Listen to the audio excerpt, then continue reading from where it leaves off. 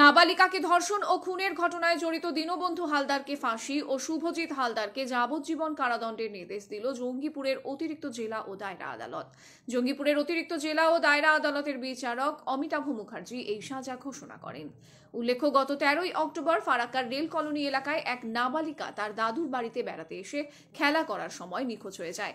এরপর প্রতিবেশী দীনবন্ধু হালদার নামে এক মৎস্যজীবীর বাড়ি থেকে ওই নাবালিকার বস্তাবন্দি মৃতদেহ উদ্ধার হয়।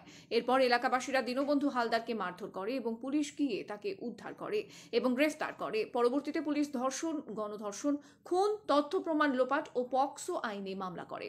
এরপর 19 অক্টোবর এই ঘটনায় শুভজিৎ হালদার নামে আরও একজনকে গ্রেফতার করা হয়। তার বিরুদ্ধেও একই ধারায় মামলা করা হয়। উইটনেস পাশের বাড়ি দেখতে পায় যে বাচ্চা মেয়েটাকে, যেহেতু মেয়েটা ফুল ভালোবাসতো, মেয়েটাকে ফুল দেবার নাম করে মেয়েটা 10টা সাড়ে 10টা এরাম টাইমে ওর দিল্লি থেকে মেয়েটা রিসেন্টলি এসেছিল তার মামার বাড়িতে বেড়াতে, এবং তারপর ওকে ওখান থেকে এই দিনু ডেকে নিয়ে যায় যখন ও আরও ছোট ছোট বাচ্চাদের সঙ্গে খেলছিল। মেয়েটা ফুল ভালোবাসতো, তাই ফুল দেওয়ার লোভ দেখিয়ে ওকে নিয়ে যাওয়া হয়। ওর মানে মার্ডার কেসে যাবজ্জীবন নয়, এটা হচ্ছে সারা জীবন যতদিন বেঁচে থাকবে ততদিন পর্যন্ত কাস্টাডিতে থাকতে হবে, বেরোতে পারবে না। এটা শুভ হালদারের ক্ষেত্রে। আর দিনু হালদারের ক্ষেত্রে যার বাড়ি থেকে বডি পাওয়া গেছে, যার রোল এই মামলায় আরো ভয়ঙ্কর ছিল, তাকে ডেথ সেন্টেন্স দেওয়া হলো এবং তার আরেকটা সেকশন, অর্থাৎ তাকে মেয়েটিকে তুলে নিয়ে গেছিল তার লফুল গার্জেনের কাছ থেকে কিডন্যাপিং এর জন্য, তাকে লাইফ ইমপ্রিজনমেন্ট দেওয়া হলো। এবং যেহেতু এরা দুজনেই এভিডেন্স লোপাটের চেষ্টা করেছে, 7 বছর করে এভিডেন্স লোপাট করার সেকশনে এদের সাজা দেওয়া হলো এবং এগুলো কনকারেন্টলি চলবে। আমাদের আজকের এই 2 মাসের স্টেটের তরফে আমাদের লড়াই আজকে শেষ হলো। কালকে আজকে সাজার ঘোষণা হবে, আপনি কি বলবেন এই বিষয়ে?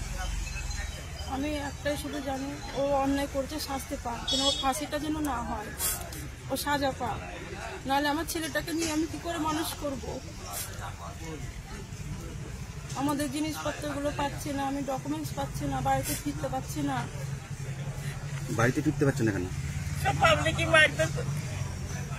বাড়িতে ফিরতে পারছে না, ভয় দেখাচ্ছে, বলছে ফিরতে দেবো না। আমি জানি না, আমি যাই না। আমার শাশুড়ি গিয়েছিল, ওদের বাড়ি থেকে বলছে যে বাড়িতে ঢুকতে, মানে অনেক রকমের ভয় দেখাচ্ছে।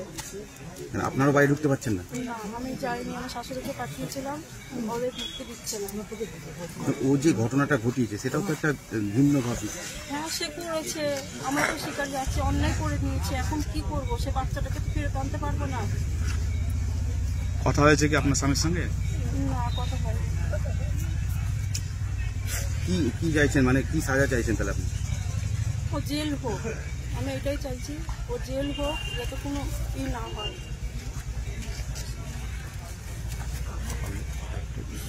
না, আপনারা আজকের যে সাজা ঘোষণা হচ্ছে তারপরে কি আপনারা উচ্চ কোনো আদালতে যাবেন?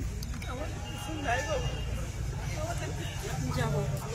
না, হাইকোর্টে যাবেন? হ্যাঁ, যাবো। কি নাম আপনার? রেসিকা? বেশকা। আমার স্বামী। 2 ছেলে নাকি আপনার? হ্যাঁ, 2 ছেলে। ডাক্তারের কাছে গেছি, আমি শুনি যে আমার ছেলেকে এরকম ভাবে, আমার ছেলে একটা মেয়েকে নিয়ে করছে, মারি ফেলেছে। তা আমাকে সবাই ফোন করে আমাকে নিয়ে আসছে, 5,000 পাবলিক আমাকে মারছে, আমার ছেলেকেও মারছে, আমার ঘর দিয়ে সব পুরা দিচ্ছে, আমার কিছু নাই। আমি সর্বহারা মা। বাবা, তোরা যা বলিস আমাকে কর বেটা, আমি কিছু করতে পারছি না বাবা। আমি লোকের বাড়ি কাজ করে ভাত খাই বাবা, আমার নাই আধার কার্ড, ভোটার কার্ড, কিছু নাই বাবা, আমার বাড়ি ঘর কিছুই নাই বেটা। বাবা, আমাকে জেলা যাবার অনেক বেটা, আমি কি চাবো বেটা তোদের কাছে? তোরাই তোমার বেটা বাবা, তোরাই আমার বেটা, তোরাই আমার সব কিছু। আমি লোকের কাছে ভিক্ষা করতে যাইতেছি, যেখানে যাই সেখানে ওরা আমাকে মারধর করতে চায়। যে বাড়িতে থাকবো সে বাড়ি সবাইকে শাসাচ্ছে। ছেলে তাহলে শাস্তি চাইছেন আপনি? বাবা, তোরা যেটা ভাবলি সবার সেটা কর বাবা। কি করবো বাবা তোদের কাছে? আর কি করবো বেটা, আমার তার কিছু চাইছে নাই বাবা।